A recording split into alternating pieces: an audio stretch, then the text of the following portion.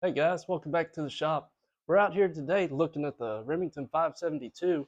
We're just about done with this project. There was a couple steps I didn't get on video right at the end. It was basically what we've been doing. We were sanding it down and then using the True Oil on it. I did switch on the last two coats to the steel wool, rub that down, used some tack cloth to get any bits and bits off of it, and then applied the True Oil. The very last step for the finish was I applied some of this Renaissance wax. And yeah, I think it turned out pretty well. I like the color. It's a little bit darker than a Remington finish. Kind of needed a little bit of red in it to be a perfect match. Now, there's a couple things. We talked about this when we were sanding on it. Be really careful around these lines. You can see right here, I did get a little too aggressive on this side. And as well, down here around the butt pad, it's just really hard to do any sanding on these edges and not take too much off. But overall, I think it turned out pretty well. As far as the barrel, there was just a little bit of light surface rust. I just took some oil, put it on there, and then rubbed it down with a copper penny. You're going to want to make sure it's like a wheat penny. It has to be all copper. The newer ones have zinc in it. Yeah, you just put the oil on there, and any spots where you've got a little bit of rust, you can just kind of lightly rub it with the penny, and it'll come off. So last thing we need to do, and I should have done this when I had it apart, is clean it. So we're going to pop this thing apart real quick and give it the once over. I'm going to work pretty fast because it is exactly 100 degrees out here in the shop today, and my wife was kind enough to hold the camera for us. So Remingtons are usually pretty easy to take apart. On this one, we just need to drop the trigger group. So there's two pins, one here and one here. For some reason, this one likes to come out from one side.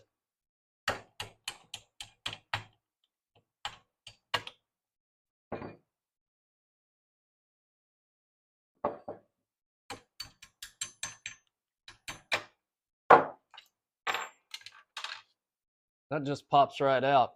We can hit this with some Q-tips or spray it down. Doesn't really matter, whatever your preferred method is. Guys, this is just for fun. Read the manual. If you don't know what you're doing, don't do this. What you call a professional. All right, so we got those two pins out. The next thing we need to do is remove these two screws. One right here.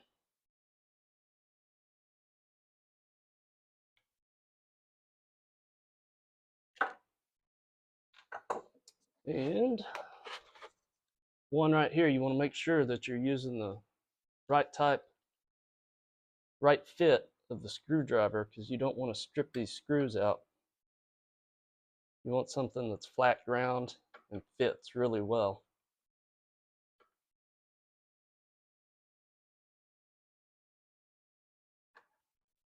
This is similar to the Remington Speedmaster, which I've got a video, a real-time teardown of that as well. Next, we're just going to pull the barrel assembly out of the receiver. Just like that. Now, this part right here, it does come out. They can be a real bear to get back in, but I'll go ahead and pull this one out. Now you can get all into the receiver and clean here. That's as far as you need to go on this part. Now here we've got the bolt, which that just slides right out. And then there's one piece right here, and it can be a little bit tricky to get out and back in.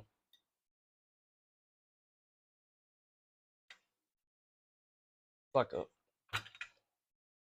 kind of a fork there. And that's it. That's all you have to do to take it apart. I'm not going to clean this on camera because it's too blazing hot out here, but let's go ahead and put this back together. So the first thing you want to do is put this piece back in.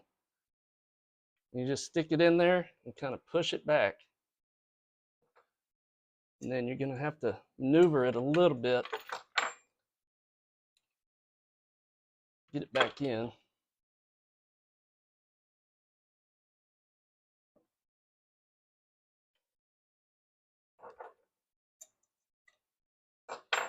Works better from the other side. You got to get it into this channel like that, and then push it down. And that gets that back in there. And then we just put our bolt back in like that. And then your action bar sits right inside there. At that point, we can go ahead and slide this back together. All right, and you get your holes lined up. That one there. Put your screw back in.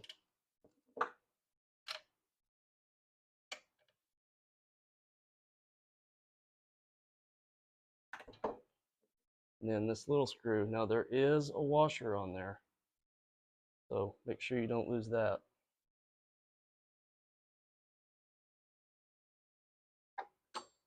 And you also don't want to cross thread it.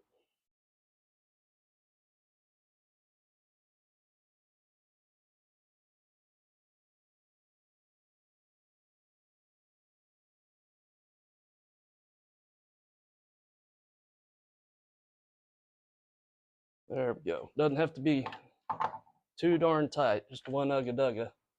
And then you just slide, well, we got to put this back in.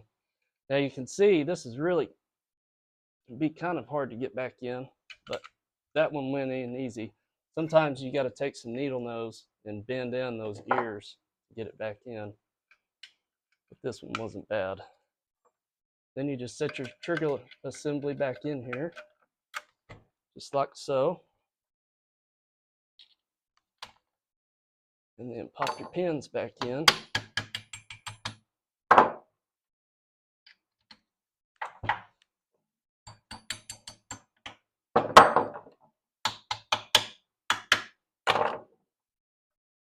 Check for function, and you're good to go. So that's how you disassemble and reassemble a Remington 572 Fieldmaster. Guys, thanks for watching. If you have any questions, put them down in the comments. And until next time, have a great day. God bless.